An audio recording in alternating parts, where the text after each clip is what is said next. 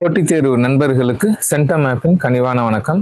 இந்த வீடியோ வகுப்பில் பார்க்க இருப்பது ஐஎன்எம் இந்திய தேசிய இயக்கத்தை ஒரு காலகட்டம் வாரியா நம்ம பார்த்துக்கிட்டு வர்றோம். ஓகேவா? இப்போ 1940 வரைக்கும் பார்த்துருக்கோம். அதற்கு அடுத்த நிகழ்வுகளை இதில் தொடர்ச்சியா பார்க்க போறோம். இந்த கிளாஸ் கொஞ்சம் ஸ்பீடா கவர் பண்ண வேண்டியிருக்கும். ஏன்னா இன்னும் ஒரு கிளாஸ் தான் இருக்குது ரிமைனிங் நமக்கு. அதுக்குள்ள போர்ஷன் கவர் பண்ணணும். அதனால இது ஒரு ரிவிஷன் பர்பஸ்ல கொஞ்சம் ஸ்பீடா இருக்கும். ஓகேவா? வாங்க கிளாஸ்க்குள்ள போவோம். தனிநபர் சத்தியாகிரகம் 1940 உங்களுக்கு தான் தெரியும். இந்திய சுதந்திர போராட்ட காலத்துல நிறைய சத்தியாகிரகம், நிறைய போராட்டம், இப்படி ஏதோ ஒண்ணு பண்ணிக்கிட்டே தான் இருந்தாங்க. எப்பயுமே அமைதியாவே இல்லை. அந்த வகையில 1940 உங்களுக்கு என்ன செய்யறாங்க அப்படின்னா, அந்த இரண்டாம் உலக போர் நடந்துகிட்டு இருக்க டைம்ல தனிநபர் சத்தியாகிரகம் அப்படின்னு ஒண்ணு கொண்டு வராங்க. 1940 தனிநபர் சத்தியாகிரகம். அது தெரிஞ்சிருக்கணும். முதல் தனிநபர் சத்தியாகிரகி ஆச்சாரியா வினோபா பாவே. இரண்டாவது தனிநபர் சத்தியாகிரகி யாருன்னு பாத்தீங்கன்னா ஜவஹர்லால் நேரு. இது ரெண்டும் ப்ரீவியஸ் இயர்ல கேட்டிருக்காங்க, பாத்துங்க. ஓகேவா? அடுத்து பாத்தீங்கன்னா தமிழகத்தின் முதல் சத்தியாகிரகி, தனிநபர் சத்தியாகிரகினா டிஎஸ்எஸ் ராஜன். ஓகே, இவங்க என்ன பண்ணணும்னா ஏதாவது உரை நிகழ்த்தணும். ஒவ்வொரு கிராமத்துக்கு போய் அது மாதிரி ஒரு இது வச்சிருந்தாங்க. அதாவது பேச்சு சுதந்திரத்தை இதுல மீன் பண்றாங்க தனிநபர் சத்தியாகிரகத்துல. ஓகேவா? அடுத்து பாருங்க. இந்த ஆச்சாரியா வினோபா பாவே யார் அப்படின்னா, அந்த பூமி தான இயக்கம், பூதான் மூவ்மெண்ட்னு ஒண்ணு தொடங்கினாங்கல்ல சுதந்திரத்துக்கு அப்புறம், அவங்கதான் அந்த ஆச்சாரியா வினோபா பாவே. அதுல இருந்து கொஸ்டின் கேட்டிருக்காங்க, பாத்துங்க. அடுத்து கிரிப்ஸ் மிஷன், கிரிப்ஸ் தூதுக்குழு 1942 வருது. இதெல்லாம் எப்பன்னு பாத்தீங்கன்னா அந்த இரண்டாம் உலக போர் நடந்துகிட்டு இருக்க டைம்லயே. ஓகேவா? ஏன்னா அதுல பிரச்சனையானது உங்களுக்கு தெரியும். இரண்டாம் உலக போர்களை இந்தியர்களை ஈடுபடுத்திட்டாங்க. அதனால காங்கிரஸ் என்ன பண்றாங்கன்னா, எத்தனை மாகாணங்களை ஆட்சி அமைச்சிருந்தாங்களோ எல்லாருமே 1939 பதவி விலகிடுறாங்க. அதன் வெளிப்பாடுதான் ஆங்கிலேயர்கள் இந்தியாவை எப்படியாவது கொஞ்சம் தாஜா பண்ணி வைக்கணும், கொஞ்சம் அவங்கள சம்மதிக்க வைக்கணும் அப்படிங்கிற மாதிரி இந்த குழுவெல்லாம் வருது.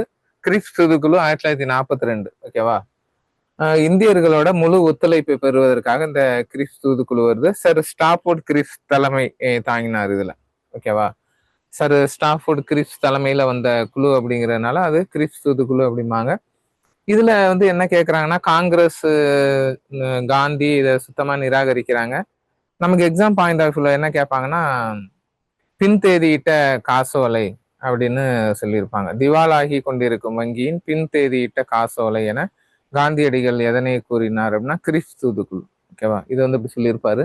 ஆனா ராஜாஜி இந்த கிரிப்ஸ் தூதுக்குழுவை ஆதரிச்சிருப்பாரு. அது பின்னால என்ன ஆகும் அப்படின்னா, ராஜாஜி இந்தியாவின் பிரசிடென்ட், குடியரசுத் தலைவர் ஆக முடாம தடுத்த ஒரு விஷயமாவும் அது மாறி இருக்கும். அவரு என்ன சில இதுல சில பாயிண்ட் சொல்லியிருப்பாங்க. ஆங்கிலேயர்கள் ஒரு குழு கொண்டு வராங்கன்னா நமக்கு சாதகமா சில விஷயம் சொல்லுவாங்க. அதை அதுல உள்நோக்கம் இருக்கும் அப்படிங்கிறனால நம்ம நிராகரிப்போம். ஆனா ராஜாஜி கிரிப்ஸ் தூதுக்குழு ஆதரிச்சது பின்னாளில் அவர் அதற்கு பெரிய விலை கொடுக்க வேண்டியதாக இருந்தது. ஓகேவா? அடுத்து பாருங்க.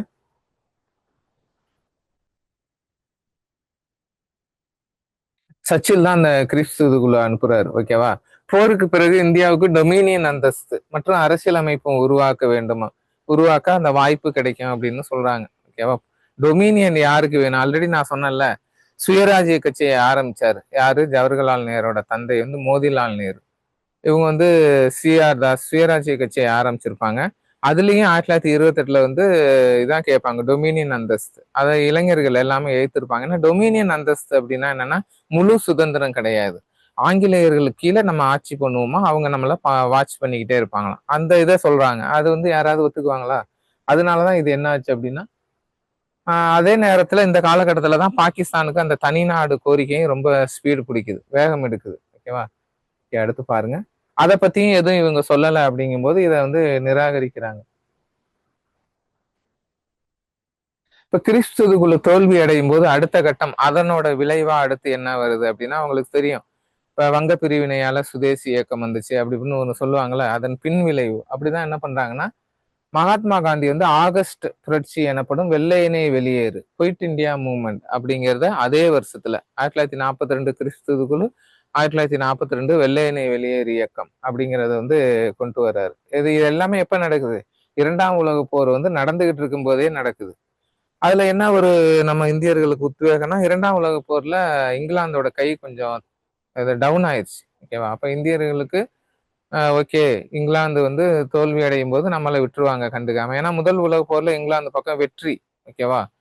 அடுத்து பாருங்க. எந்த காங்கிரஸ் கமிட்டியில வந்து வெள்ளையனே வெளியேறு இயக்கம் வந்து அந்த தீர்மானம் கொண்டு வரப்பட்டதுன்னா, பாம்பே ஐஎன்சி மாநாட்டுல அது கொண்டு வரப்பட்டது. ஓகே, பாருங்க. இது வரைக்கும் இல்லாத அளவு பயங்கரமான அடக்குமுறையை வந்து இந்த வெள்ளையனே வெளியேறு போராட்டம் இதுல வந்து ஆங்கிலேயர்கள் செய்யறாங்க. ஓகேவா? எப்படின்னு பாத்தீங்கன்னா, ஜெயிலு புடிச்சு எல்லாரையும் கண்ணை மூடிட்டு ஜெயில போறாங்க. காமராஜர்லாம் கொண்டு போயிட்டு அமராவதி சிறையில அடைச்சிருப்பாங்க. இப்படி வந்து ஆங்கிலேயர்களோட அடக்குமுறையும் ரொம்ப அதிகமா இருந்துச்சு இந்த போராட்டத்துல. அப்பதான் அதிகபட்சமா காந்தி வந்து அந்த செய் அல்லது செத்துமடி, டூ ஆர் டை அப்படிங்கிற ஒரு ஹார்ஷான ஒரு வார்த்தையை அப்பதான் விடுறாரு. அது வரைக்கும் அகிம்சா சத்தியாகிரகான்னு சொல்லி இருந்த காந்தியடிகள் வாயிலேயே செய் அல்லது செத்துமடிங்கிற ஒரு வார்த்தையை வர வச்சதே இந்த வெள்ளையனே வெளியேறு போராட்டம் தான். ஓகேவா? வெள்ளையனே வெளியேறு போராட்டத்தின் அரசி என அழைக்கப்படுபவர் அருணா ஆசிப் அலி. ஓகேவா? அந்த ஒரு பாயிண்ட் இதுக்கு முன்னாடி கேட்டிருக்காங்க. தகவல் தொடர்பு, ரயில்வே இது எல்லாத்தையுமே வந்து சீர்குலைக்கிறாங்க. அப்புறம் அந்த ரகசிய வானொலி நிலையம் உஷா மேத்தா வந்து நிறுவுறாங்க. இது எல்லாமே இதுல கொண்டு வராங்க. ஓகேவா? அதே மாதிரி சுபாஷ் சந்திர போஸ் இதே காலகட்டத்துல சிங்கப்பூர் போயிருவாரு. ஏன்னா வந்து ஜெர்மனி வந்து தோத்துரும் அப்படின்னு கொஞ்சம் தெரியவும் அங்க இருந்து மடகாஸ்கர் வந்து மடகாஸ்கர்ல இருந்து திரும்ப சிங்கப்பூர் போயிட்டு அங்க ஐஎன்ஏ வந்து மோகன் சிங் இவங்க ஆரம்பிச்சிருப்பாங்க. அதோட தலைமை பொறுப்பேற்று அங்க இருந்து வானொலி மூலமா காந்தியடிகள்கிட்டயும் பேசுவார். ஓகேவா? அது பாருங்க.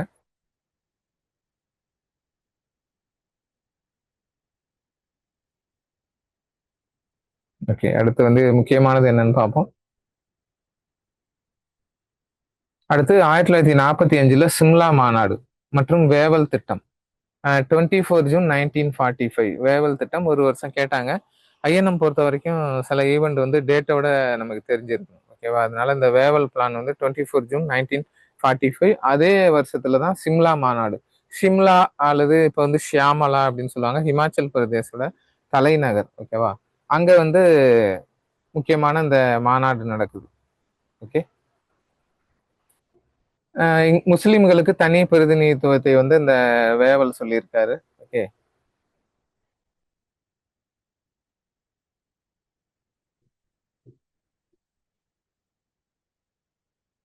ஜூன் 14 1945 வேவல் திட்டம். ராயல் இந்திய கழகம். ஓகே, அது வந்து 1946. அதாவது மும்பையில வந்து அந்த கடற்படையை சேர்ந்தவங்க வந்து புரட்சியில ஈடுபடுறாங்க. 1946. ஓகே, இது ரொம்ப முக்கியம் பாத்துங்க. இது இப்ப ரீசெண்டா 2 3 வருஷத்துல கேட்கல. அதனால இது கேட்க வாய்ப்பு இருக்கு. ஓகே,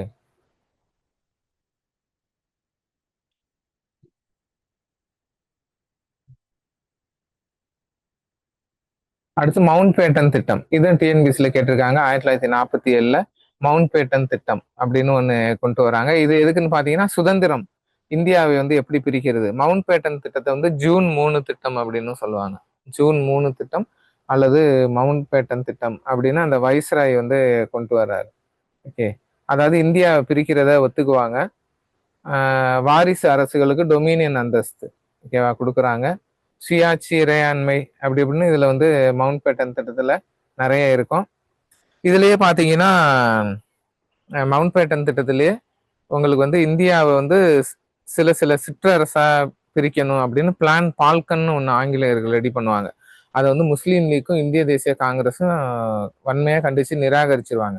அதாவது என்னன்னா ஆங்கிலேயர்கள் வந்து இந்தியா விட்டு போக வரைக்கும் அவங்க ஏதாவது ஒண்ணு ஒரு என்ன சொல்றது கலவரத்தை உண்டாக்குற மாதிரியே பண்ணிட்டு இருக்கணும் அப்படின்ட்டு ஒவ்வொரு தனி சுதேச அரசுக்குமே சுதந்திரம் கொடுக்குற மாதிரி இது பண்ணியிருப்பாங்க. அப்புறம் தான் அந்த 565 சுதேச அரசுல 562 இந்தியாவோட இணைஞ்சிரும்.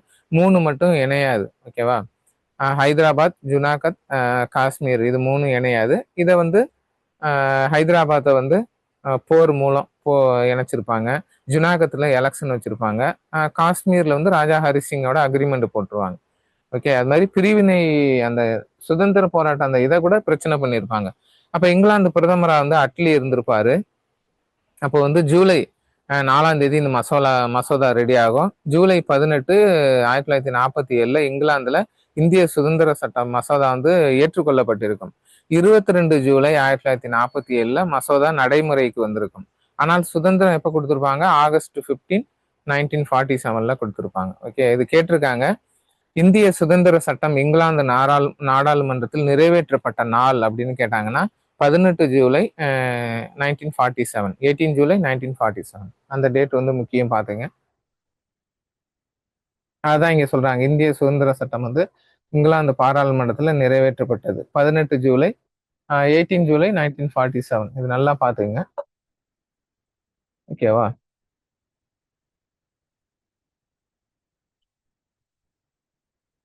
பாகிஸ்தானுக்கு வந்து 14 ஆகஸ்ட் வியாழக்கிழமையே சுதந்திரம் கொடுத்திருப்பாங்க. நம்ம வந்து வெள்ளிக்கிழமை 15 ஆகஸ்ட் வந்து வெள்ளிக்கிழமை வந்து நமக்கு சுதந்திரம் கிடைச்சிருக்கு. ஓகேவா?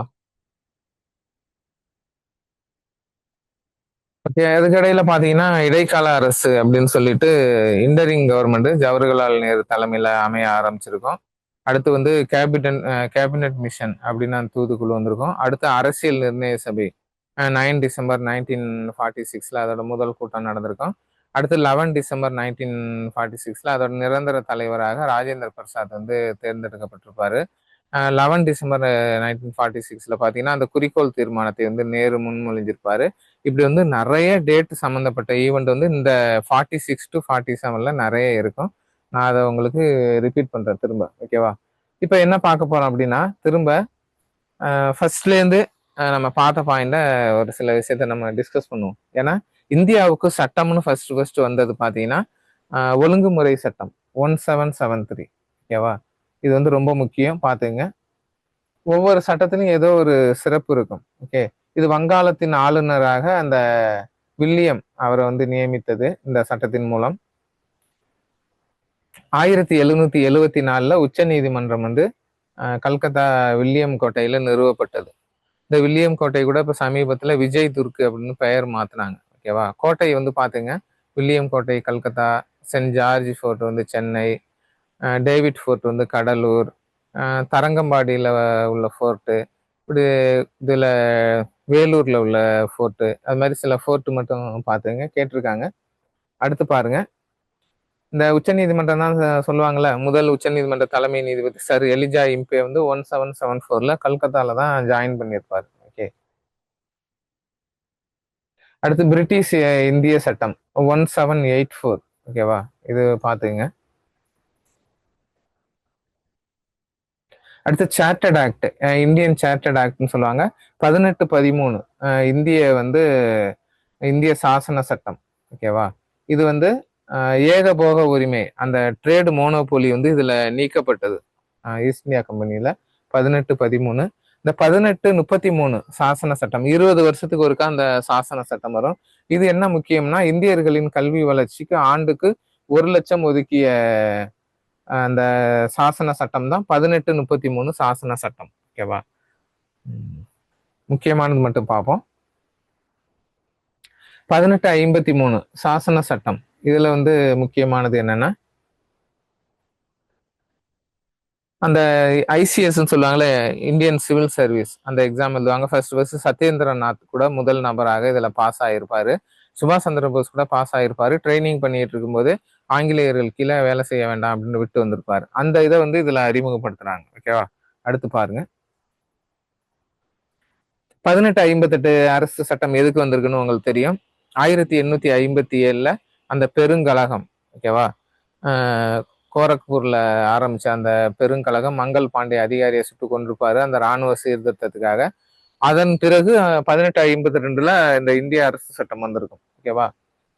இதன் மூலம் என்ன ஆகும் அப்படின்னா, ஈஸ்ட் இந்தியா கம்பெனி கிட்டே இருந்து இங்கிலாந்து விக்டோரியா மகாராணி அண்டர்ல இந்தியா டைரக்டா போயிடும். அது வரைக்கும் நம்மளை ஏமாத்தி எல்லாம் பண்ணிட்டு இருந்த எல்லாமே ஈஸ்ட் இந்தியா கம்பெனி. ஓகேவா? அது வந்து இதோட முக்கிய இது. கவர்னர் ஜெனரல் ஆஃப் இந்தியா அப்படிங்கிறதுக்கு பதிலாக வைஸ்ராய் அரச பிரதிநிதி அப்படின்னு அந்த பதவி மாறி இருக்கும்.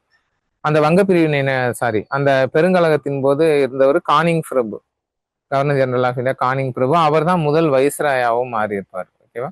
அது ஒரு முக்கியமான விஷயம் கேட்டிருக்காங்க. அடுத்து இந்திய கவுன்சில் சட்டம் 1861 இந்த கவுன்சில் சட்டம் வந்தது. அடுத்து பாருங்க, இந்திய கவுன்சில் சட்டம் 1892. ஓகே, இது முக்கியம். இது பாத்துங்க. இந்திய கவுன்சில் சட்டம் 1909. இதான் மிண்டோ மார்லி சீர்திருத்த சட்டம் அப்படிம்பாங்க. இதுல வந்து ரிப்பீட்டடா என்ன கேட்குறாங்க அப்படின்னா, முஸ்லிம்களுக்கு எந்த சட்டத்தின்படி தனி தொகுதி வழங்கப்பட்டது? மிண்டோ மார்லி சீர்திருத்த சட்டம். ஓகே, அது பாருங்க.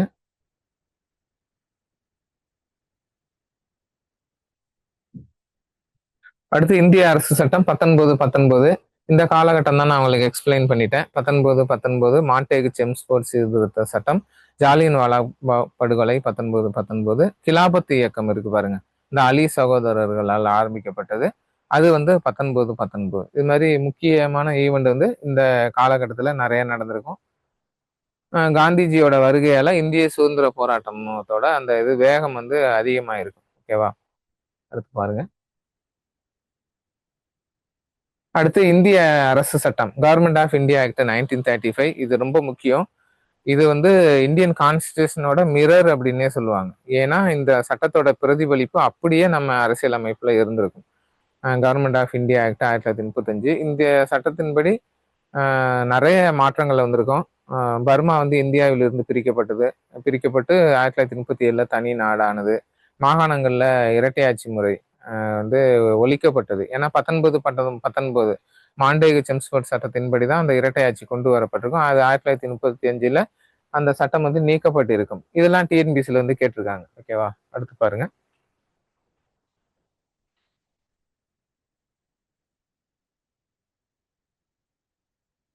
இந்திய சுதந்திர சட்டம் தான் இப்ப நம்ம பார்த்தோம். ஓகேவா?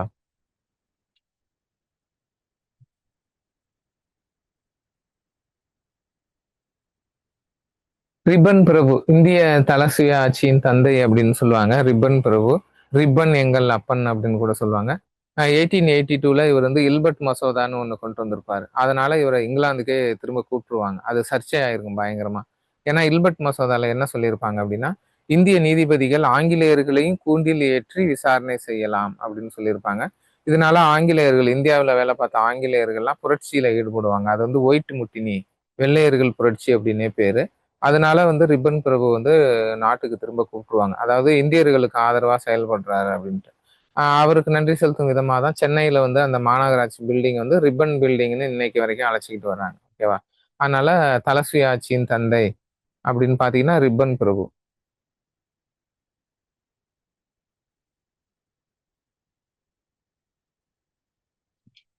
அடுத்து இது குரூப் ஒன்லலாம் கொஞ்சம் டெப்தா கேட்கணும்னா இதை கேட்பாங்க. அக்வர்த் குழு அப்படிம்பாங்க. ரயில்வே பட்ஜெட் வந்து பொது பட்ஜெட்ல இருந்து பிரிச்சு தனி பட்ஜெட்டா ஆக்கியிருப்பாங்க. இது வந்து என்ன பண்ணுவாங்கன்னா 2016 திரும்ப பொது பட்ஜெட்ல சேர்த்திருப்பாங்க. சுரேஷ் பிரபு ரயில்வே மினிஸ்டர் இருந்தாங்க. திரும்ப இப்போ வந்து ரயில்வே பட்ஜெட் தனியா கிடையாது, பட்ஜெட்டோட இணைச்சிட்டாங்க. ஓகேவா? பாத்துங்க, எப்ப பிரிச்சாங்க? 1924 எப்ப சேர்த்தாங்க? 2016. ரயில்வே பட்ஜெட் வந்து இப்ப வந்து நம்ம பட்ஜெட்டோட சேர்த்துட்டாங்க. ஃபர்ஸ்ட் தனியா இருந்துச்சு. ஓகே, அது பாருங்க.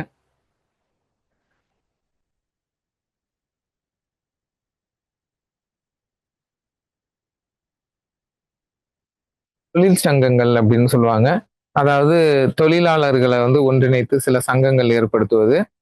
இது வந்து சுதந்திர போராட்டத்திலையும் இதோட தாக்கம் இருந்திருக்கு. ஃபார் எக்ஸாம்பிள் உங்களுக்கு சொல்லணும் அப்படின்னா, கோரல் நூற்பாலை மில் போராட்டம். வஉசி தலைமை ஏற்றிருப்பாரு தூத்துக்குடியில் 1908.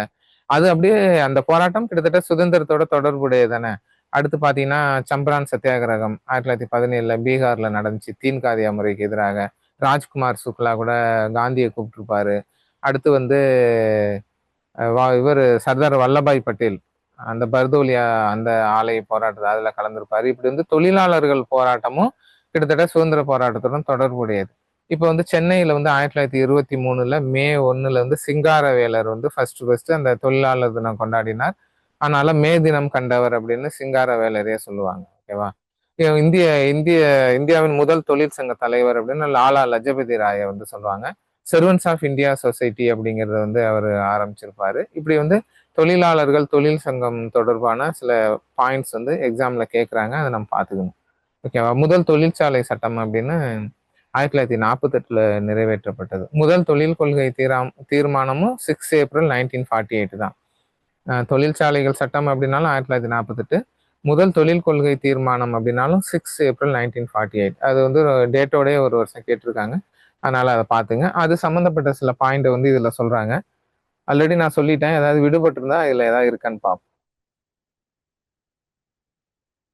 ஏன் இந்த தொழிலாளர் சம்பந்தமா சொல்றாங்கன்னா, அவங்க வந்து தொழிலாளர்கள் எப்படின்னா, உழைப்பு வந்து திருடப்பட்டது. தொழிலாளர்கள் பாதிக்கப்பட்டனர். இப்ப சுரங்க சட்டம் அப்படின்னு 1952ல, தோட்ட தொழிலாளர் சட்டம்னு 1951ல கொண்டு வந்தாங்க. சம ஊதிய சட்டம் அப்படின்னு 1966ல, அப்புறம் வந்து இந்த அப்ரெண்டிஸ் ஆக்ட்ம்பாங்க. தொழில் பழகுனர் சட்டம் 1961 இப்படின்னு அவ்வளவு சட்டம் வந்து தொழிலாளர்களுக்காக வந்திருக்கு. ஏன்னா எங்க பார்த்தாலும் அந்த காலத்துல வந்து தொழிலாளர்களுக்கு வந்து நசுக்கப்பட்டனர், ஏமாற்றப்பட்டனர். அதனாலதான் இவ்வளவு சட்டம் வந்து நமக்கு சுதந்திரத்திற்கு பிறகு கொண்டு வரப்பட்டது. என்ன சொல்றாங்கன்னா, முதல் உலகப் போர்ல அந்த தாக்கம் வந்து உலகம் முழுவதும் இருந்தது. அதனால தொழில்கள் வந்து பாதிக்கப்பட்டது. அதன் காரணமாக தொழிலாளர்களும் ரொம்ப மோசமா பாதிக்கப்பட்டாங்க. அது வந்து காரணம் சொல்றாங்க. ஓகேவா? இதனால. அதனால தொழில் சங்கம் ஏஐடியூசின்னு சொல்லுவாங்கல்ல. அது மாரி தொழில் சங்கம் வந்து முதல் தலைவராக லாலா லஜபதி ராய் தேர்ந்தெடுக்கப்பட்டார். இந்த பாயிண்ட்ட தான் நான் சொல்லிட்டேன். இத பாத்துங்க 1920ல. ஓகே. ஹோம் ரூல் இயக்கம் அப்படின்னு அன்னி பெசன்ட் வந்து ஆரம்பிச்சிருப்பாங்க. நியூ இந்தியா அந்த பத்திரிகைலாம் அன்னி பெசன்ட் அவங்களும் வந்து தொழிலாளர்களுக்கு ஆதரவா வந்து பேசியிருப்பாங்க. காந்தியடிகளோட அந்த அறப்போராட்டமும் தொழிலாளர்களுக்கு வந்து அந்த நியாயத்தை வந்து பெற்று தந்திருக்கும். அது மாதிரி 1919ல ரஷ்ய புரட்சி வந்து ரஷ்யாவில் நடந்த புரட்சி தொழிலாளர்களுக்கு வந்து ஒரு இது கொடுத்துருக்கோம், அங்கீகாரம் கொடுத்துருக்கோம். ஓகேவா? அது மாதிரி சொல்றாங்க. முக்கியமானது மட்டும் பார்ப்போம், எக்ஸாம்ல கேட்கறது மட்டும். 1926 தொழில் தகராறு சட்டம் இதை வந்து திருத்தியிருப்பாங்க. 1947ல இண்டஸ்ட்ரியல் டிஸ்பியூட் ஆக்ட், தொழில் தகராறுகள் சட்டம் அப்படின்னு கேட்டாங்கன்னா 1947. பழைய சட்டம் இருந்துச்சு 1926ல, அது திருத்தி 1947ல போட்டிருப்பாங்க. ஓகேவா?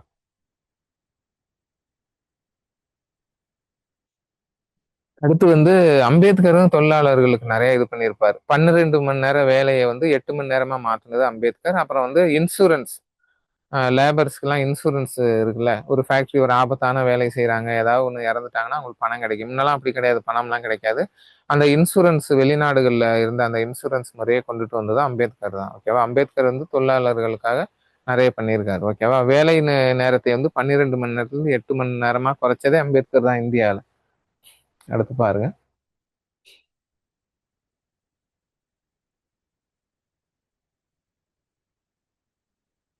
அகில இந்திய தொழில் சங்க காங்கிரஸ், அது வந்து இந்திய கம்யூனிஸ்ட் கட்சி. அதாவது ஒவ்வொரு கட்சியும் ஒரு அவங்க தொழிலாளர்களுக்குன்னு ஒரு இயக்கத்தை ஆரம்பிக்கிறது. இப்போ வந்து இந்திய தேசிய காங்கிரஸ் வந்து இந்திய தேசிய தொழிற்சங்க காங்கிரஸ். இப்படி ஒவ்வொரு கட்சிக்காகவும் ஒரு அந்த அமைப்பு மாதிரி நிறுவுறாங்க. ஓகேவா? அது வந்து பாத்துங்க. அடுத்து 1991ல தான் அவங்களுக்கு புதிய தொழில் கொள்கை வந்துச்சு. அதுக்கப்புறம் வந்து இந்த தொழில்கள் வந்து மிக வேகமாக வளர ஆரம்பித்தது. ஓகேவா? அது உங்களுக்கு தெரியும். தொழில் செய்ய உகந்த நாடுகள்ல இப்ப இந்தியா பாத்தீங்கன்னா 63வது இடத்துக்கு முன்னேறிடுச்சு. கரண்ட் அஃபேருக்கு பாத்துங்க. ஓகே. ஈஸ் ஆஃப் டூயிங் பிசினஸ்ல வந்து இந்தியாவோட ரேங்க் என்ன அப்படின்னு பாத்தீங்கன்னா 64th. கரண்ட் அஃபேர்ல முக்கியமான கொஸ்டின் பாத்துங்க.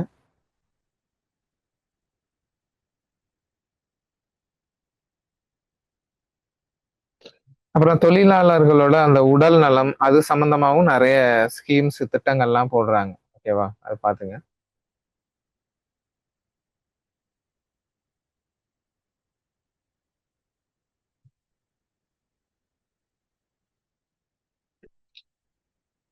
அடுத்து இந்த பத்திரிகைகள் பத்தி ஒரு சில பாயிண்ட் பாத்துக்குவோம். ஏன்னா இந்திய பத்திரிகையின் தந்தைன்னு ஜேம்ஸ் அகஸ்டஸ் ஹிக்கி அவரை வந்து சொல்லுவாங்க. இந்திய பத்திரிகையின் தந்தை அப்படின்னு சொல்லுவாங்க. அது மாதிரி இந்திய தேசிய காங்கிரஸ் ஆரம்பிக்கப்பட்ட போது 1/3 பத்திரிகையாளர்கள் நிறைய இருந்தனர். அது மாதிரி விடுதலைக்கும் பத்திரிகைகள் வந்து நிறைய செஞ்சிருக்கு.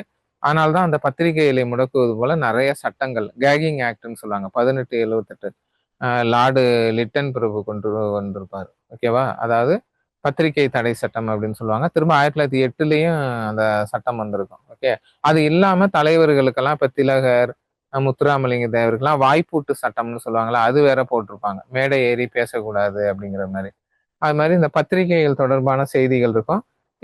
நிறைய எல்லாருமே இப்ப ஆங்கிலம் படித்த இந்திய தலைவர்கள் எல்லாருமே பத்திரிகை நடத்த ஆரம்பிச்சிட்டாங்க. இப்ப உங்களுக்கு தெரியும், பெரியாரே கிட்டத்தட்ட 5 பத்திரிகை நடத்திருக்காரு அப்படின்னா, Gandhi 2, Harijan young India, Annie Besant, அப்புறம் வந்து Dadabhai Naoroji voice of India, இப்படி வந்து இந்த பத்திரிகை வந்து ரிப்பீட்டடா ஒண்ணு கேட்கறாங்க. ஓகே. அல்ஹிலால் வந்து ஆரம்பிச்சிருக்காரு. அல்-ஹிலால் பத்திரிகை, மௌலானா அபுல் கலாம் ஆசாத். இது மாதிரி பத்திரிகைகள் வந்து ரொம்ப முக்கியம் பார்த்துங்க. இந்த பெங்கால் கெசட் தான் ஜேம்ஸ் அகஸ்டஸ் ஹிக்கி ஆரம்பித்த பத்திரிகை. அதனால தான் ஃபர்ஸ்ட் ஆரம்பித்ததுனால அவரை இந்திய பத்திரிகை துறையின் தந்தை அப்படின்னு சொல்றாங்க. ராஜாராம் மோகன் ராய் அவரும் வந்து இதை இது பண்ணியிருக்காரு. இந்த பத்திரிகைகள் மீதான எதிர்ப்பு வந்து எதிர்த்திருக்காரு. வெர்னாகுலர் பிரஸ் ஆக்ட் அப்படிம்பாங்க. அதை சொன்னால தாய்மொழி பத்திரிகை தடை சட்டத்தை இங்கிலீஷ்ல வெர்னாகுலர் பிரஸ் ஆக்ட்பாங்க. 1878 லிட்டன் பிரபுவால கொண்டு வரப்பட்டிருக்கும். இதையும் வந்து ரிப்பன் பிரபு தான் நீக்கியிருப்பார். ஓகேவா? ரிப்பன் பிரபு வந்து இந்த பத்திரிகை தடை சட்டத்தை நீக்கியிருப்பார். ஓகே.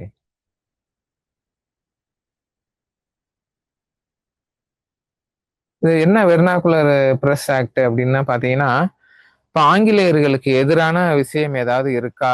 அது இல்ல அப்படிங்கிறத உறுதி பண்ணிட்டு தான் பிரஸ் அச்சுக்கே போகுமா. உங்களுக்கு தெரியல, நியூஸ் பேப்பர்லாம் நைட்டு 12 மணி, 1 மணி பிரிண்ட் ஆகிட்டு இருக்கும். ஆகிதான் நமக்கு ஏர்லி மார்னிங்ல கிடைக்குது.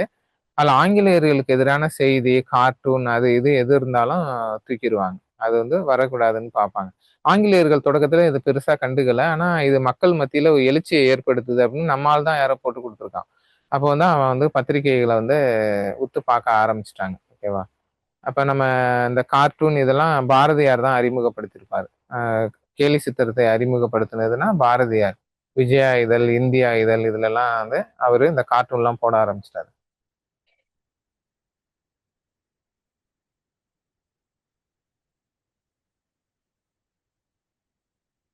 இந்த கேசரி அப்படின்னு மராத்தியில அதெல்லாம் வந்து பாலகங்காதரர் வந்து வெளியிட்டாரு, கேட்டிருக்காங்க.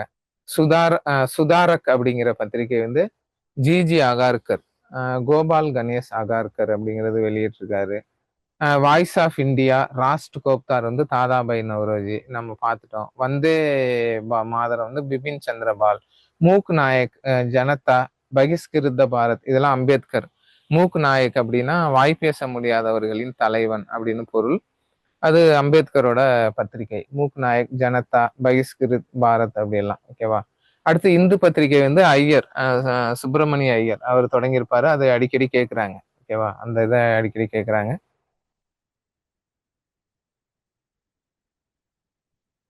அடுத்து இண்டிபெண்டன்ட் சுயேட்சை பத்திரிகை வந்து மோதிலால் நேரு. ஓகேவா? அது கேட்டிருக்காங்க. புதிய இந்தியா, நியூ இந்தியா, காமன்வெல் வந்து அன்னி பெசன்ட். மிராதுல் அக்பர், சம்வாத் கௌமுகி இதுவும் அடிக்கடி கேட்குறாங்க பத்திரிகை. மிராதுல் அக்பர், சம்வாத் கௌமுகி வந்து ராஜாராம் மோகன் ராயோட பத்திரிகை. நவஜீவன், யங் இந்தியா, ஹரிஜன் இதெல்லாம் வந்து காந்தி நமக்கு தெரியும். இந்திய கண்ணாடி, மிரர், இந்தியன் மிரர் அப்படிங்கிற பத்திரிகை வந்து தேவேந்திரநாத் தாகூர். Indian mirror Debendranath Tagore. இப்படி வந்து நிறைய ஒரு கிட்டத்தட்ட 60-70 பத்திரிகைகள் இருக்கு. நம்ம சொல்லும்போது நம்ம கேர்லெஸ்ஸா விட்டுருவோம். அது எக்ஸாம்ல கேள்வியா வரும்போது நமக்கு அவ்வளோ கஷ்டமாயிரும். ஏன்னா பத்திரிகைகள் அப்படிங்கிறது ரொம்ப முக்கியம். சோம் பிரகாஷ் அப்படிங்கிற பத்திரிகை வந்து ஈஸ்வர சந்திர வித்யாசாகர், வங்காள மறுமலர்ச்சியின் தந்தை என அழைக்கப்படும். அவர் பேர் ஈஸ்வர சந்திரர் தான். வித்யாசாகர் அப்படின்னா கல்வி கடல் அப்படிங்கிற அவர் கொடுக்கப்பட்ட பட்டம். ஓகேவா? அதனால வங்காள மறுமலர்ச்சி இயக்கத்தின் தந்தை அப்படின்னு ஈஸ்வர சந்திரரை சொல்லுவாங்க. வித்யாசாகருங்கிறது அவர் கொடுக்கப்பட்ட பட்டம். இவருடைய அந்த புக்கு தான் சோம் பிரகாஷ். இந்து சுதேசமித்திரன் வந்து சுப்பிரமணிய ஐயர். ஓகேவா? இந்த சுதேசமித்திரன்ல தான் பாரதியார் வந்து துணை ஆசிரியரா இவர் வந்து சேர்த்துக்குவார். ஓகேவா? அடுத்து பாருங்க. பெங்காலி வந்து சுரேந்திரநாத் பானர்ஜி. ஓகே. அடுத்து அமிர்தா பஜார் பத்திரிகா சிசிர் குமார் கோஸ். இது கேட்டிருக்காங்க. எஸ்எஸ்சியில கேட்டாங்க, டிஎன்பிசியில கேட்கல. மெட்ராஸ் கொரியர் வந்து ரிச்சர்ட் ஜான்சன் இந்த பத்திரிகை. ஓகேவா? அடுத்து வந்து கல்வி. பிரிட்டிஷ் இந்தியால வந்து எஜுகேஷன் கல்வி எப்படி இருந்துச்சு அப்படிங்கிறத பார்க்க போறோம். ஏன் அப்படின்னா ஆங்கிலேயர்கள் வருகைக்கு முன்னால நம்ம கல்வி முறை வந்து குருகுல கல்வி, அப்புறம் அந்த திண்ணை பள்ளி அந்த மாதிரி முறையில இருந்துச்சு. இந்தியாவின் முதல் பள்ளிக்கூடமே காஞ்சிபுரத்துல தான் இருந்ததா சொல்றாங்க. நாலந்தால படிச்ச இவான் ஸ்வாங் வந்து உயர்கல்வி படிக்க காஞ்சிபுரம் வந்தார். இப்படி வந்து கல்வியில வந்து சிறந்து விளங்கியது. ஆனா மெத்தடு வந்து வேறையா இருந்துச்சு. அதுல வந்து எப்படி பாமரர்கள் எல்லாம் பாதிக்கப்பட்டாங்க அப்படின்னு பாத்தீங்கன்னா, இப்ப அரசகுமாரர்கள் தனுர் வேதத்தை கற்றனர். இப்படி இருக்கும்போது பிராமணர்கள் இது மாதிரி ஆஹ் வசதி படைத்தவர்களுக்கு மட்டுமே கல்வி அந்த நிலை இருந்தது. அது உண்மைதான், ஆங்கிலேயர்கள் வருகைக்கு முன்ன இருந்தது. ஆங்கிலேயர்கள் வந்தோன்னே தான் அப்புறம் வந்து இந்த கிறிஸ்துவ மதத்தை பரப்ப மிஷினரிஸ் இவங்கலாம் வர ஆரம்பிச்சாங்க. சென்ட் தாமஸ் இது மாதிரி வீரமாமுனிவர் இப்படிலாம் கால்டுவெல் இவங்கலாம் வரும்போது மாடர்ன் அந்த ஸ்கூல் மெத்தட் வந்து ஆரம்பிக்குது. அதனால நம்ம ஆங்கிலேயர்களுக்கு கல்வியை பொறுத்த வரைக்கும் கடமைப்பட்டிருக்கோம். அப்புறம் பார்த்தீங்கன்னா நிறைய காலேஜஸ் அப்படி இப்படிலாம் வந்துச்சு. ஆங்கில கல்வி போதிக்கப்பட்டது. அது ஆங்கிலேயர்களுக்கு எதிராகவே நம்ம செயல்பட தூண்டியது. அதனால கல்வி முறையில ஆங்கிலேயர்கள் நிறைய பண்ணியிருக்காங்க. அதை எக்ஸாம் பாயிண்ட் ஆஃப் வியூல எப்படி பார்ப்பாங்கன்னு கேட்பாங்கன்னு பார்ப்போம். ஆல்ரெடி இப்பதான் நான் ஒரு கொஸ்டின் சொன்னேன். ரிப்பீட்டடா கேட்குறாங்க. 1833 பட்டய சட்டம் தான் இந்தியர்களின் கல்வி வளர்ச்சிக்கு ஆண்டுக்கு ₹1,00,000 ஒதுக்கீடு செய்தது. ஓகே. 1835ல தான் ஆங்கில கல்வி அறிமுகப்படுத்தப்பட்டது. இந்திய லார்டு மெக்காலே வந்து சொல்லுவாங்க. இந்திய கல்வியின் தந்தை அப்படின்னு சொல்லுவாங்க. Lord Macaulay. அடுத்து இது மாதிரி ஒரு சில பாயிண்ட் மட்டும் பல்கலைக்கழகங்கள் எந்த பல்கலைக்கழக சட்டம் 1904ல கொண்டு வரப்பட்டது. எந்தெந்த இடத்துல பல்கலைக்கழகங்கள் திறக்கப்பட்டது அப்படி ஒரு சில விஷயம் வந்து ரிப்பீட்டடா கேட்குறாங்க. ஆங்கிலேய கல்வி அந்த முறையை பொறுத்த வரைக்கும். ஓகே. இப்போ நம்ம அதை திரும்ப இதில் என்ன இருக்குன்னு பார்ப்போம். குருகுல கல்வி அதெல்லாம் பார்த்துட்டோம். ஓகே. அடுத்து பார்த்தீங்கன்னா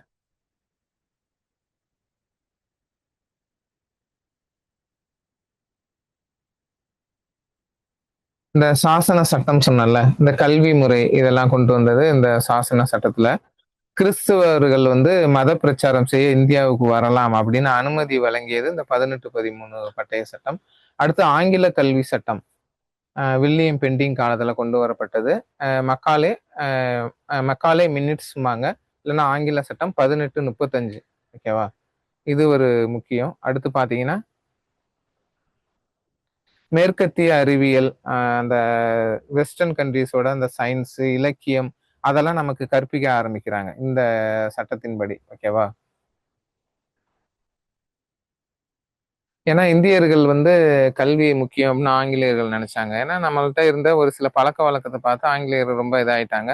இந்த சதி, அடுத்து வந்து விதவைகளை நம்ம நடத்தின விதம், அப்புறம் வந்து தேவதாசி முறை, அப்புறம் பலியிடுதல், நரபலி மனிதனை கூட பலியிட்டாங்க. அடுத்து வந்து இது மாதிரி சில பழக்க வழக்கங்களால ஆங்கிலேயர்கள் வந்து மேற்கத்திய கல்வி முறை நமக்கு வேணும் அப்படின்னு சொல்லுவாங்க. ராஜாராம் மோகன் ராய் கூட இதை ஆதரிச்சிருப்பாரு. நீங்க செய்யறது கரெக்ட் தான் அப்படின்னு சொல்லியிருப்பாரு. ஓகேவா. அடுத்து பாருங்க. 1854ல உட்ஸ் டெஸ்பேச் அப்படிம்பாங்க. ஓகே. அது ஒண்ணு கொண்டு வந்தாங்க. ஆங்கில கல்வியின் மேக்னா கார்ட்டா என அழைக்கப்படுகிறது இது. ஓகேவா. உட்ஸ் அறிக்கை வந்து ஆங்கில கல்வியின் மேக்னா கார்ட்டா அப்படின்னு சொல்லுவாங்க. கிராமங்கள்ல தொடக்கப்பள்ளி இதெல்லாம் கொண்டு வரப்பட்டது. ஓகே. பெண் கல்வி, தொழில் கல்வி எல்லாம் ஊக்குவிக்கப்பட்டது. அதுக்கப்புறம் தான் பெண்கள் வந்து பள்ளிக்கே போக ஆரம்பிச்சாங்க. ஓகே. இந்தியாவின் முதல் பெண் ஆசிரியர்னு சாவித்திரிபாய் பூலே அவங்கள வந்து சொல்லுவாங்க. ஓகே. அது பெண்கள் பள்ளி கல்விக்கும் இது அடித்தளம் அமைத்தது அப்படிங்கிறத இதுல சொல்ல வராங்க. அடுத்து பெண் கல்விக்காக ஹண்டர் குழு கொண்டு வரப்பட்டது. ஹண்டர் குழு எதற்காக கொண்டு வரப்பட்டதுன்னு ஒரு விஷயம் கேட்டாங்க. பெண் கல்விக்காக. அதே மாதிரி ஜாலியன் வாலாபாக் படுகொலையை விசாரிக்க அமைக்கப்பட்டதும் ஒரு ஹண்டர் குழு. ஏன்னா இப்ப நிறைய ஹண்டர்ங்கிற பேர்ல நிறைய பேர் இருப்பாங்களே. அதனால நீங்க அதை வந்து கன்ஃபியூஸ் பண்ணிக்க கூடாது. ஓகே.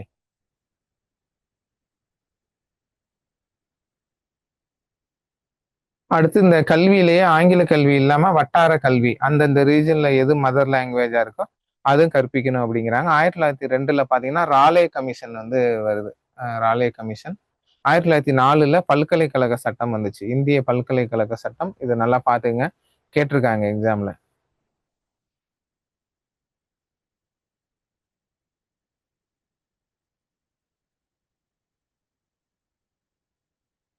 ஓகே. பாத்துங்க.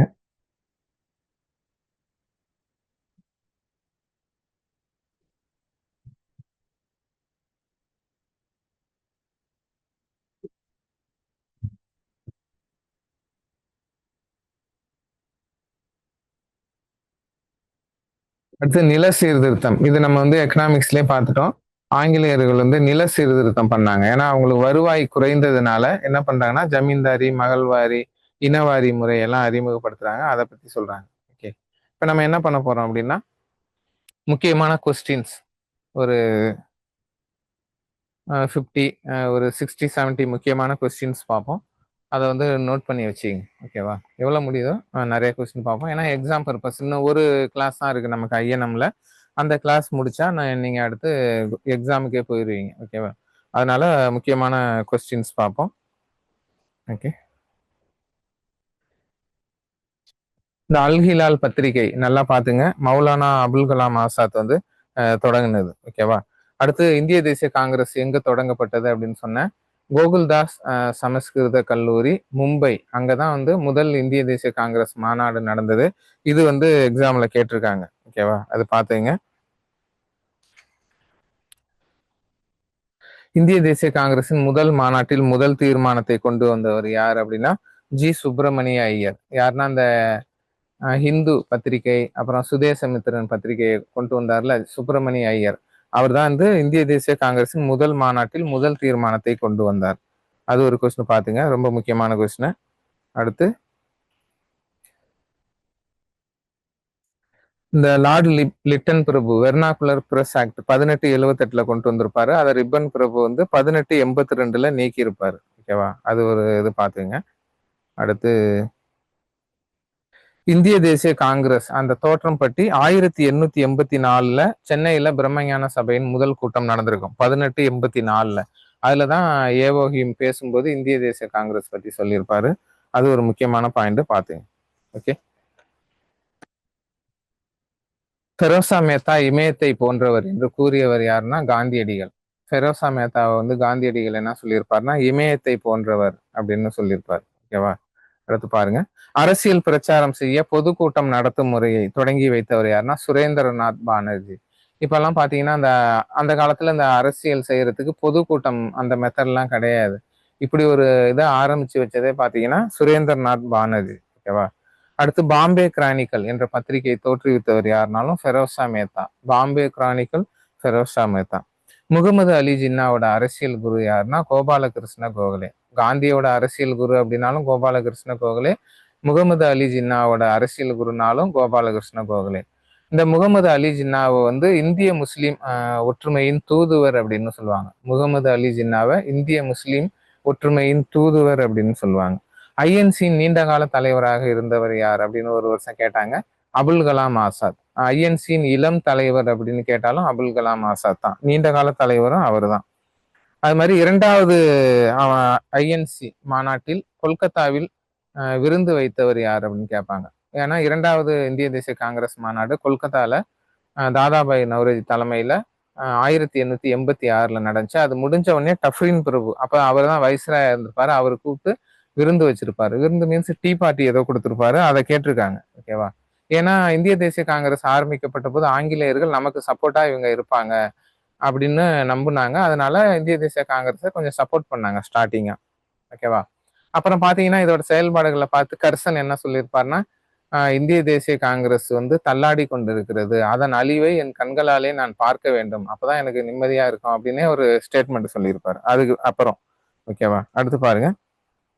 எந்த காங்கிரஸ் மாநாட்டில் வகுப்புவாத பிரதிநிதித்துவம் தவறு என்ற மசோதாவை முகமது அலி ஜின்னா கொண்டு வந்தார் அப்படின்னா 1910. ஏன்னா 1909 தான் முஸ்லிம்களுக்கு மாண்டேகு மிண்டோ மார்லி சட்ட திருத்தத்தின்படி தனி தொகுதி கொடுத்தாங்களா, அதை வந்து முகமது அலி ஜின்னாவே எதிர்த்திருப்பாரு. எப்படி கேட்பாங்கன்னா எந்த காங்கிரஸ் மாநாட்டில் வகுப்புவாத பிரதிநிதித்துவம் தவறு என்ற மசோதாவை முகமது அலி ஜின்னா கொண்டு வந்தார்னா 1910. ஓகேவா? அடுத்து பாருங்க.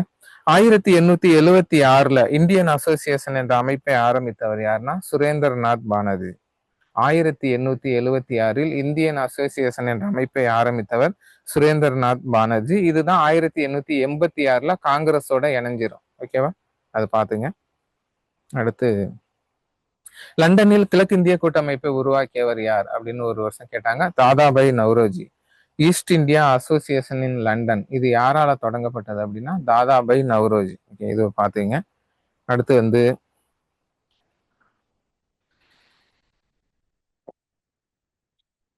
மிதவாதிகளின் முக்கிய சாதனையாக கருதப்படுவது அப்படின்னு பாத்தீங்கன்னா 1892 வந்த இந்திய கவுன்சில் சட்டம். இதுதான் மிதவாதிகளின் ஒரு பெரிய சாதனையா சொல்றாங்க. 1892 வந்த அந்த சட்டம். கற்றவர்கள் இன்று நினைப்பதை மற்றவர்கள் நாளை நினைப்பர் என்று கூறியவர் யாருன்னா கோபாலகிருஷ்ண கோகலே. அவரோட ஒரு ஸ்டேட்மெண்ட் தான் கற்றவர்கள் இன்று நினைப்பதை மற்றவர்கள் நாளை நினைப்பர் அப்படின்னு கேட்டிருக்காங்க. அடுத்து இந்த நோ சேஞ்சர்ஸ் அப்படிம்பாங்க, இல்லைன்னா மிதவாதிகள், மாற்றத்தை விரும்பாதவர்கள் யார் அப்படின்னா எம்.ஏ. அன்சாரி, சுரேந்திரநாத் பானர்ஜி, ஃபெரோசா மேத்தா, கோபாலகிருஷ்ண கோகலே, எம்.ஜி. ரானடே. இவங்கெல்லாம் மாற்றத்தை வந்து விரும்பாதவர்கள். ஓகேவா? இந்த எம்.ஜி. ரானடே வந்து ரொம்ப முக்கியம், பார்த்துக்கங்க. பூனே சர்வஜனிக் சபா அப்படின்னு 1870 ஒரு சங்கத்தை ஆரம்பிச்சிருப்பாரு. விதவை மறுமண சங்கமாக தான் ஆரம்பிச்சிருப்பாரு இந்த எம்.ஜி. ரானடே. இவர் வந்து அரசியல் சாணக்கியர் அப்படின்னே சொல்லுவாங்க. இங்க அடுத்து பாருங்க. ரக்ஷபந்தன் அப்படிங்கிற அந்த ரக்ஷாபந்தன் சொல்லிட்டு கையில அந்த கயிறு கட்டுவாங்களா, அந்த விழா வந்து யார் ஆரம்பித்ததுன்னா ரவீந்திரநாத் தாகூர். வங்க பிரிவினைக்கு எதிராக ரவீந்திரநாத் தாகூர் ஆரம்பித்த அந்த திருவிழா அப்படின்னு கேட்டாங்கன்னா ரக்ஷாபந்தன் அப்படிங்கிறத ஆரம்பிச்சிருப்பாரு. ஓகே. லாலா லஜபதி ராய் வந்து பஞ்சாபின் சிங்கம் அப்படின்னு சொல்லுவாங்க. இவர் வந்து 1916 தன்னாட்சி கழகத்தை வந்து அமெரிக்காவில் தோற்றுவித்திருப்பார்.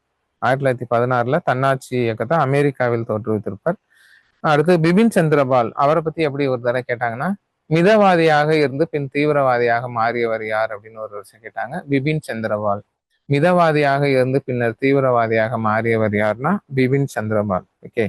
அடுத்து இந்த ஐஎன்சி மாநாடு தான் நான் உங்களுக்கு டீட்டெயிலா நடத்திட்டேன், இருந்தாலும் ஸ்பீடா ரிப்பீட் பண்றேன். முதல் மாநாட்டுல வந்து எத்தனை பிரதிநிதிகள்னா 72 பேர் கலந்து கொண்டனர். அதுல 22 பேர் வந்து சென்னையிலிருந்து போனவங்க. ஓகேவா? அதே மாதிரி 3வது மாநாடு வந்து சென்னையில நடந்துச்சு. பக்ருதீன் தியாப்ஜி தலைமையில. எங்க நடந்துச்சுன்னா மக்கீஸ் தோட்டம். சென்னையில மக்கீஸ் தோட்டம் எங்க இருக்குன்னா 1000 விளக்குன்னு சொல்றோம்ல, அதோட பழைய பேரு தான் மக்கீஸ் தோட்டம். ஓகே, அது ஒண்ணு கேட்டிருக்காங்க. அடுத்து அந்த தேசிய பாடலான வந்தே மாதரம் ஃபர்ஸ்ட் எப்ப பாடினாங்க அப்படின்னா 1896 கல்கத்தா மாநாட்டுல வந்தே மாதரம் அப்படிங்கிற தேசிய பாடல் ரவீந்திரநாத் தாகூர் அவர்களால் பாடப்பட்டது. நீங்க கன்ஃபியூஸ் பண்ணிக்கூடாது. தேசிய ஜனகன மனங்கிற நேஷனல் ஆந்தம் வந்து 1911 நடந்த மாநாட்டுல பாடியிருப்பாங்க. ஓகேவா? அதனால தேசிய பாடல் வேற, தேசிய கீதம் அப்படிங்கிறது வேற. ஓகேவா? அது பாத்துங்க.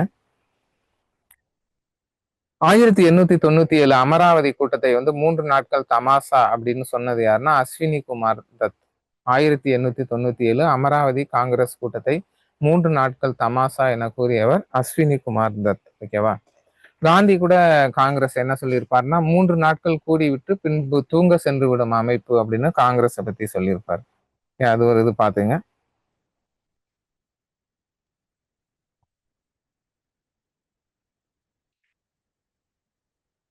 அடுத்து 1905 பாத்தீங்கன்னா வங்க பிரிவினை வந்திருக்கும்.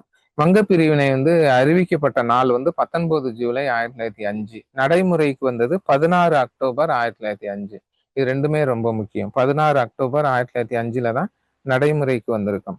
அடுத்து இந்திய பத்திரிகை சட்டம் 1910. நான் சொன்னால பத்திரிகையில நிறைய தடை வச்சாங்கன்னா இந்திய பத்திரிகை சட்டம் 1910. அது பாத்துங்க.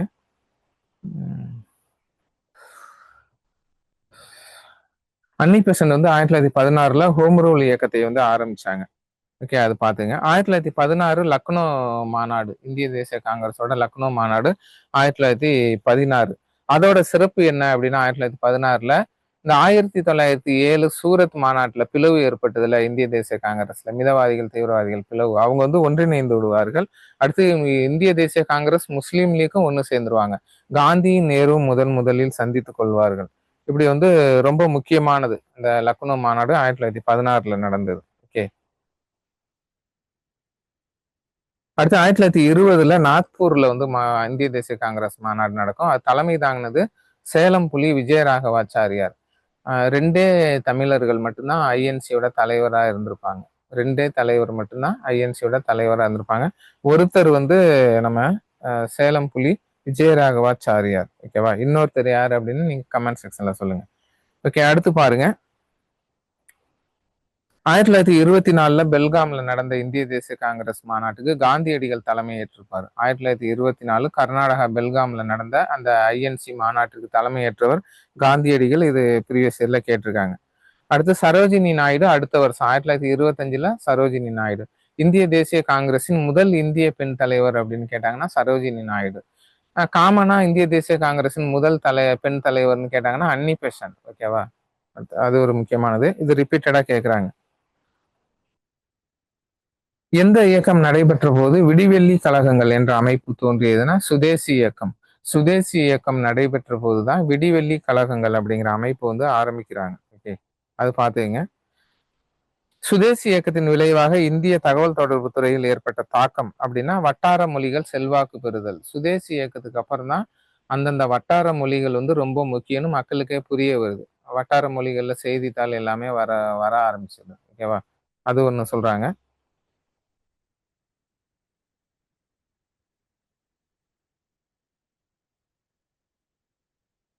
1931ல அந்த காந்தி இர்வின் ஒப்பந்தம். அது வந்து டெல்லி ஒப்பந்தம் அப்படின்னு சொல்லுவாங்க. அது ஏற்பட்டது. அதற்கு அப்புறம் தான் 2வது வட்டமேஜை மாநாட்டுல காங்கிரஸ் மற்றும் காந்தியடிகள் கலந்து கொண்டிருப்பார்கள். 1938, 39ல சுபாஷ் சந்திர போஸ், ஹரிபுரா மற்றும் திரிபுரா 2 இடத்துல நடந்ததுல சுபாஷ் சந்திர போஸ் தான் வெற்றி அடைந்திருப்பாரு. அப்போ வந்து 1939ல காந்தியடிகளின் வேட்பாளரான பட்டாபி சீதாராமைய எதிர்த்து இவர் சுபாஷ் சந்திர போஸ் ஜெயிக்கவும், காந்தியடிகள் வந்து உண்ணாவிரதம் இருக்க ஆரம்பிச்சிருவாரு. அது வந்து சுபாஷ் சந்திர போஸ்க்கு ரொம்ப ஃபீலிங் ஆயிரும்.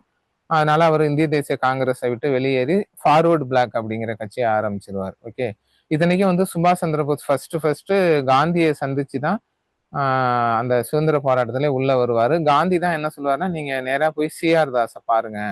பார்த்து நீங்க என்ன செய்யணுங்கிறத அவர் சொல்லுவாரு அப்படின்னு அனுப்புவாங்க. அதனாலதான் சுபாஷ் சந்திர போஸோட அரசியல் குருன்னா சி.ஆர். தாஸ், சித்தரஞ்சன் தாஸ். ஆனா பின்னால வந்து காந்தியடிகளே இவருக்கு எதிராகும் போது அதான் கொள்கை எதிரிகள். மற்றபடி பர்சனலா அவங்களுக்குள்ள பிரச்சனை கிடையாது. கொள்கை எதிரினா இவங்களோட கொள்கை வேற, அவங்களோட கொள்கை வேற. அந்த மாதிரி தான். இப்ப இருக்கிற மாதிரி பர்சனல் ரிவெஞ்ச் எல்லாம் அப்ப உள்ள அரசியல்வாதிகள்ட்ட கிடையாது. ஓகே. அடுத்து பாருங்க. வங்க பிரிவினை 1905ல வந்துச்சு. கர்சன் பிரபு 2ஆ பிரிச்சாரு. எல்லாருக்கும் தெரியும். அதை ஒருங்கிணைத்தது, வங்க பிரிவினையை கேன்சல் பண்ணது யாருன்னா 1911ல ஹார்டின்ச் பிரபு. 1911ல ஹார்டின்ச் பிரபு. இவரோட இன்னொரு சாதனை தான் தலைநகரை வந்து கொல்கத்தால இருந்து டெல்லிக்கு மாத்துனது யாருன்னு கேட்டாலும் இந்த ஹார்டின்ச், லார்டு ஹார்டின்ச் அப்படிங்கிறவர். ஓகே, அது பாத்துங்க.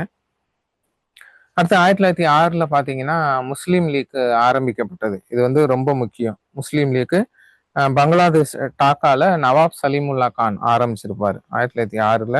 முஸ்லீம்களுக்காக முஸ்லீம் லீக் கட்சி வந்து தோற்றுவிக்கப்பட்டது. அது ஒரு பாயிண்ட் பாத்துங்க.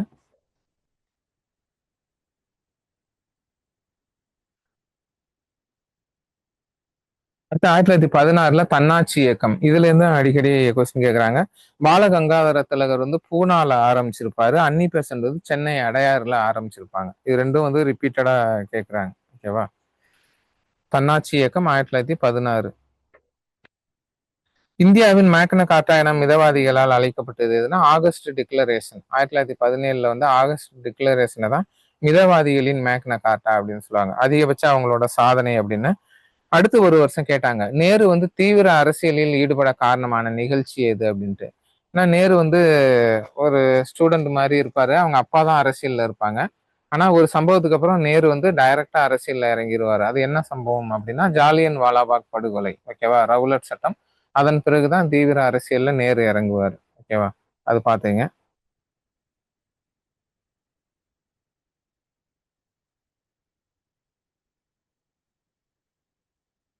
ரவுலட் சட்டத்துக்கு எதிர்ப்பு தெரிவித்து 1919 ஏப்ரல் 6ல வந்து இந்தியா முழுவதும் கடையெடுப்பு.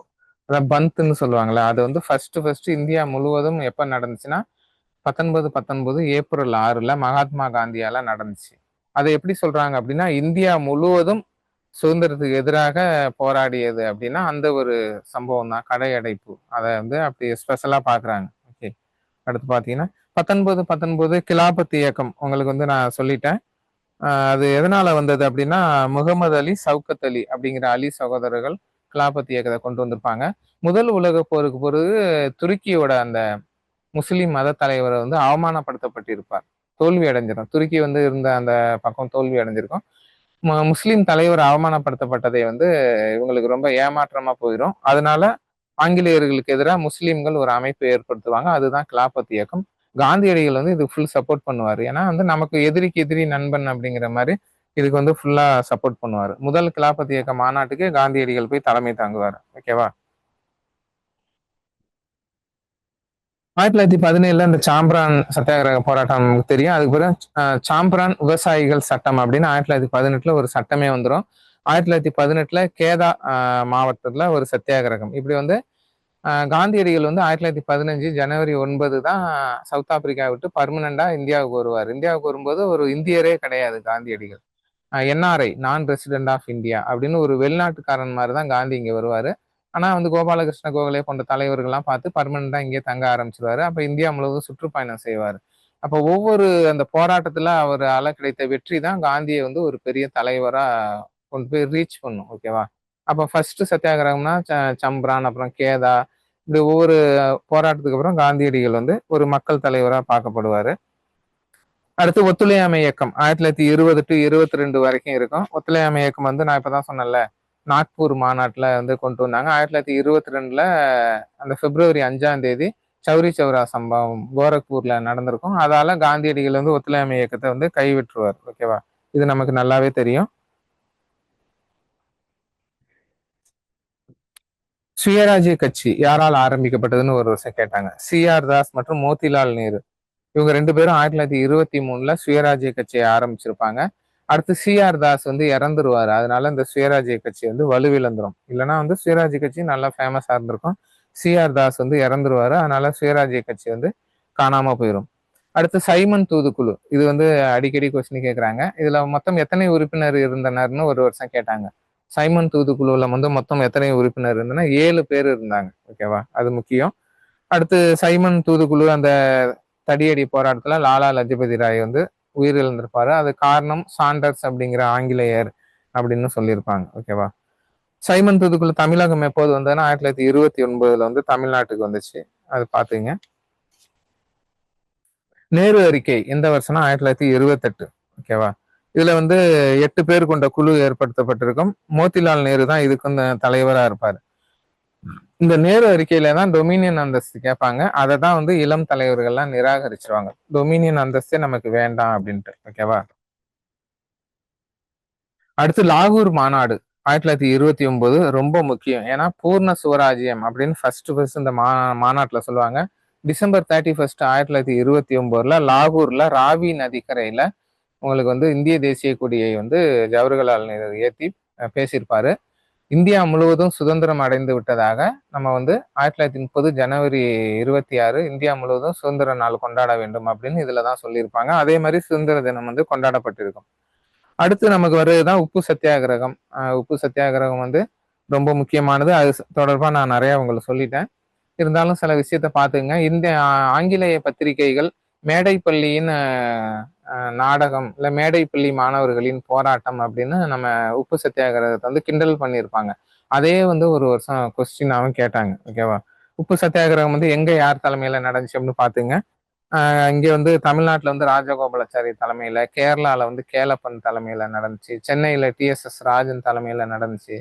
இப்படி வந்து இந்தியா முழுவதும் ஒரு இந்த போராட்டம் வந்து நல்லா நடந்துச்சு. அடுத்து வட்டமேஜை மாநாடுகள் 1930, 31, 32 இந்த 3 வருடங்கள்ல வட்டமேஜை மாநாடுகள் நடந்தது. அது தொடர்பாக கேள்வி கேட்டுக்கிட்டு இருக்காங்க. 3 வட்டமேஜை மாநாடுகளிலும் கலந்து கொண்டவர் அப்படின்னா அம்பேத்கர். முதல் மற்றும் 2ஆம் வட்டமேஜை மாநாட்டில் வந்து ரெட்டைமலை சீனிவாசன் கலந்து கொண்டார். நீதி கட்சியின் சார்பாக கலந்து கொண்டவர் யாருன்னு ஒரு வருஷம் கேட்டாங்க. ஏ.டி. பன்னீர்செல்வம் வந்து கலந்திருப்பார். காந்தியடிகள் அல்லது இந்திய தேசிய காங்கிரஸ் எப்போது கலந்து கொண்டதுன்னா 2வது வட்டமேஜை மாநாட்டில் மட்டும் கலந்து கொண்டது. இப்படி வந்து ரிப்பீட்டடா இதுல வந்து கொஸ்டின் கேட்கிற ஏரியாவா இருக்கு. அடுத்து வகுப்புவாத அறிக்கை, அந்த பூனா ஒப்பந்தம் அதுக்கப்புறம் ஏற்படும். ராம்சே மெக்டொனால்டு வந்து சிறுபான்மையினர், தாழ்த்தப்பட்டவர்கள், தலித்துகளுக்கும் தனி தொகுதி அறிவிச்சிருவாரு. அதுதான் வகுப்புவாத அறிக்கை அப்படிம்பாங்க. காந்தியடிகள் இத ரொம்ப வன்மையா கண்டிச்சு சாகும் வரை எரவாடா சிறையில உண்ணாவிரதம் இருக்க ஆரம்பிச்சிருவாரு.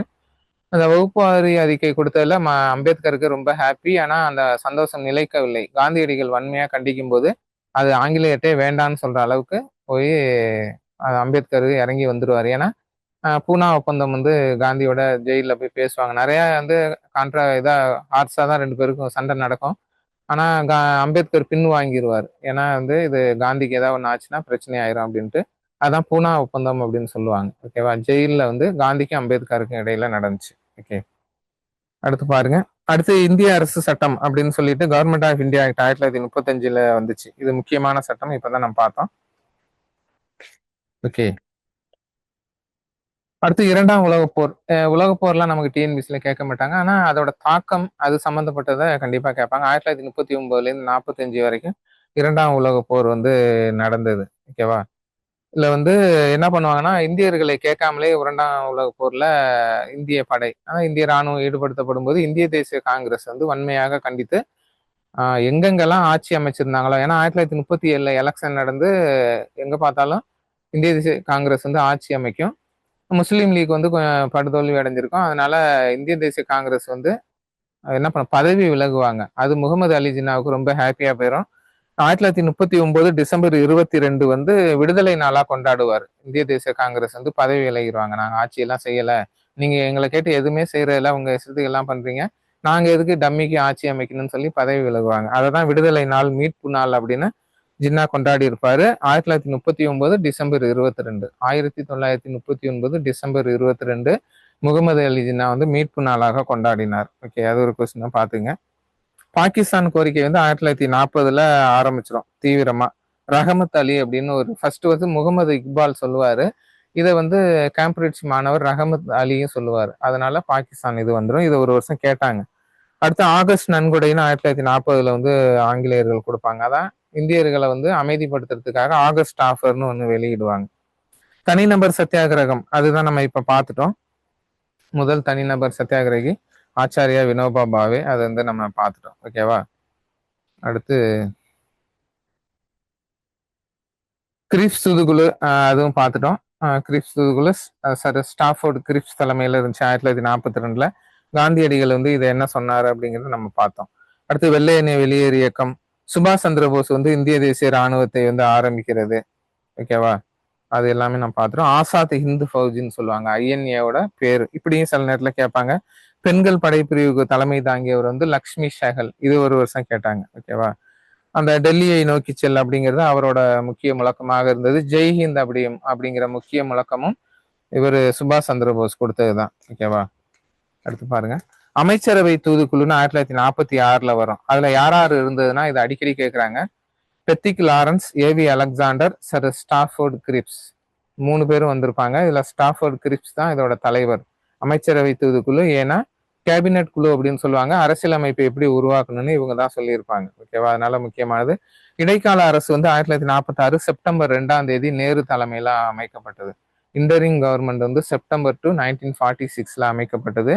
இது வந்து முதல் பொது தேர்தல் 1952 வரைக்குமே இவங்க தான் ஆட்சி பண்ணியிருப்பாங்க. முதல் பொது தேர்தல் முடிஞ்சு 1952 மே 13ஆம் தேதி தான் உண்மையான பாராளுமன்றமே நடக்க ஆரம்பிச்சிருக்கும். ஓகேவா? அது பாத்தீங்க. இந்த மவுண்ட் பேட்டன் திட்டம் அல்லது ஜூன் 3 திட்டம் இப்பதான் பார்த்தோம். அப்ப மவுண்ட் பேட்டன் வந்து இந்தியன் வைஸ்ராய் ஆகுறாரு. அதுக்கப்புறம் ராஜாஜி வந்து முதல் மற்றும் கடைசி இந்திய வைஸ்ராயா ராஜாஜி இருப்பார். ஓகேவா?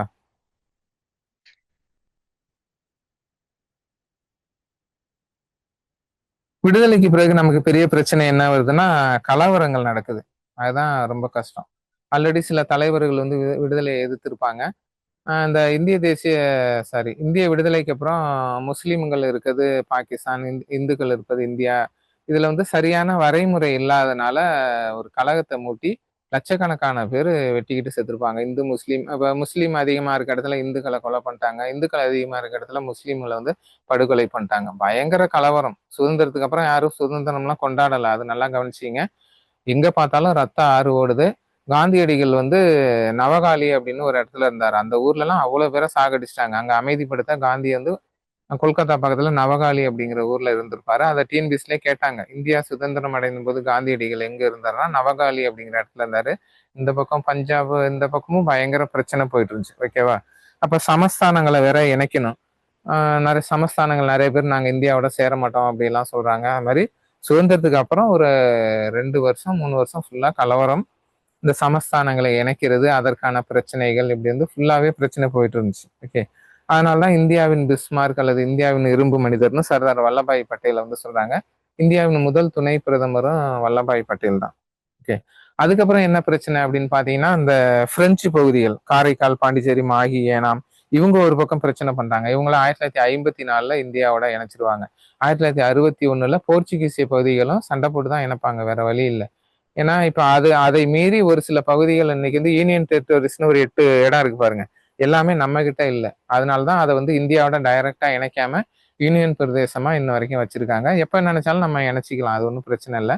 இருந்தாலும் நிர்வாக வசதிக்காக அப்படியே வச்சிருக்காங்க. இப்ப கூட பாத்தீங்கன்னா ஆர்டிகல் 370 கேன்சல் பண்ணி ஜம்மு காஷ்மீர் மாநிலத்தை உடைச்சி இல்லை யூனியன் பிரதேசம் அப்படிலாம் பிரிச்சாங்களா, அது மாதிரி எப்போ வேணாலும் செய்யலாம். டைம் பார்த்து அது செய்வாங்க. ஓகேவா. அடுத்து புதிய இந்தியா வந்து உருவாகுது. அதுல பிரச்சனை என்னன்னா அரசியலமைப்பை உருவாக்குறது. அது உங்களுக்கு பாலிட்டியில வந்துடும்.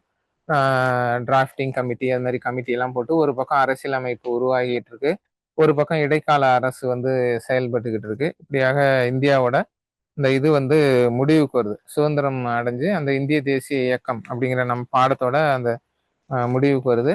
இப்ப தொடக்க காலத்துல நிகழ்ந்த ஒரு சில சம்பவம் அதை கொஸ்டின் ஆன்சரா சொல்லி நம்ம முடிச்சிருவோம். அடுத்த கிளாஸ்ல இதுல விடுபட்ட எல்லாத்தையும் பார்த்துருவோம். ஏன்னா உங்களுக்கு தெரியும், எவ்வளவு படிச்சாலும் பத்தாது. நம்ம ஒண்ணு படிச்சா அவங்க ஒண்ணு கேட்கறாங்க. ஒரு விஷயத்த படிக்கும்போது நம்ம டெப்தா படிக்க வேண்டியிருக்கு. ஓகேவா.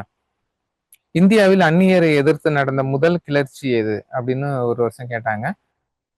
சன்னியாசி அந்தோலன். இந்தியாவில் இப்போ வந்து இந்தியாவில் ஆங்கிலேயரை எதிர்த்த முதல் இந்தியர் யாருன்னா ஃபர்ஸ்ட் ஆங்கிலேயரை எதிர்த்து சண்டை போட்டதே பூலித்தேவன் தான். ஓகேவா. அதே மாதிரி கிளர்ச்சி அப்படின்னு கேட்கும்போது சன்னியாசி அந்தோலன் வெஸ்ட் பெங்கால் பக்கத்துல நடந்துச்சு. ஓகேவா. இது மாதிரி சில புரட்சிகள்லாம் கேட்குறாங்க. அடுத்து 1857 கழகத்தோட தொடர்புடைய உணவுப் பொருள் எதுனா சப்பாத்தி.